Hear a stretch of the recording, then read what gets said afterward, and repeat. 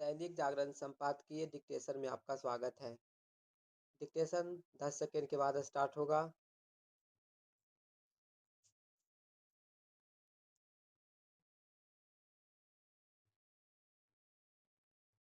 Start.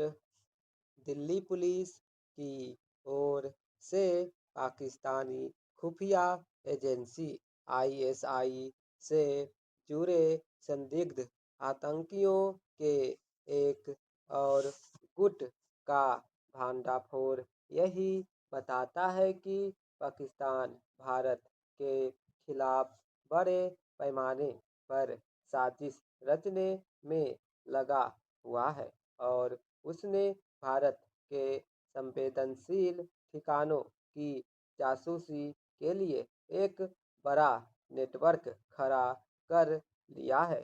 चिंता की बात केवल यह नहीं कि पाकिस्तान के लिए जासूसी करने वाले संदिग्ध आतंकी उसे महत्वपूर्ण स्थलों के लाइव फुटेज भेज रहे, बल्कि यह भी है कि वे ऐसे ठिकानों की भी जानकारी प्रेषित कर रहे हैं जहां आतंकी हमले किए जा सके।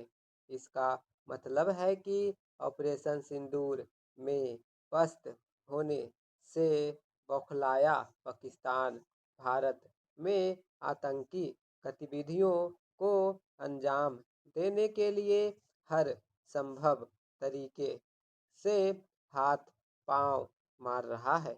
एक और वह अमेरिका की चापलूसी करके अपनी अंतर्राष्ट्रीय छवि सुधारने की चेष्टा के साथ खुद को शांति दूत के रूप में पेश कर रहा है और दूसरी ओर आतंक को पालने पोसने से बाज नहीं आ रहा है।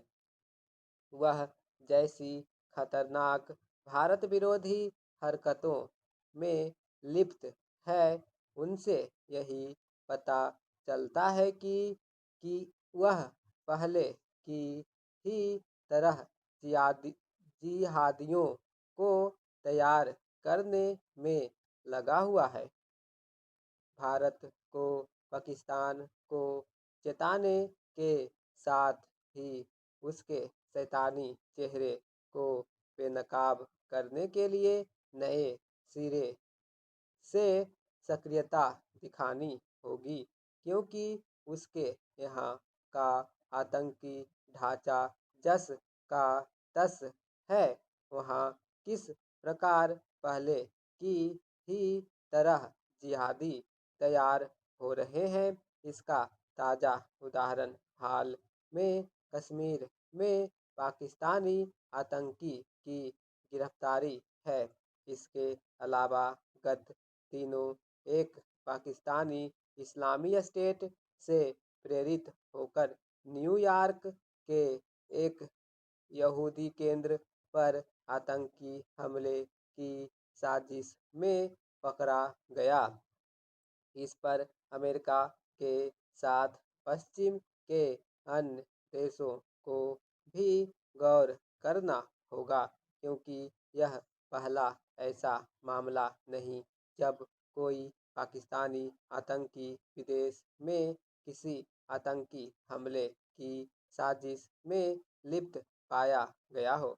दुनिया को समझना होगा कि पाकिस्तान अब भी आतंक का निर्यात करने में लगा हुआ है। वह भारत के साथ अफगानिस्तान को भी अस्थिर करने की ताक में है।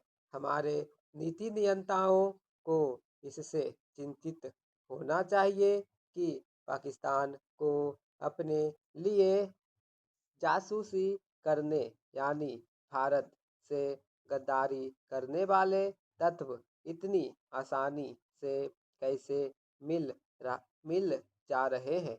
इससे इनकार नहीं किया जा सकता कि वे या तो जिहादी बनने के उन्माद से ग्रस्त होकर पाकिस्तान के हाथों में खेल रहे हैं या फिर पैसों के लालच में देश के दुश्मन बन जा रहे हैं। यह गंभीर बात है कि पिछले एक अरसे से ऐसे तत्व बड़ी संख्या में देश के विभिन्न हिस्सों से पकड़े गए हैं, जो पाकिस्तानी हैंडलरों के संपर्क में थे और उनके लिए भारत में आतंक फैलाने के लिए काम कर रहे थे। साफ है कि पुलिस और खुफिया एजेंसियों को और अधिक चौकसी बरतनी होगी।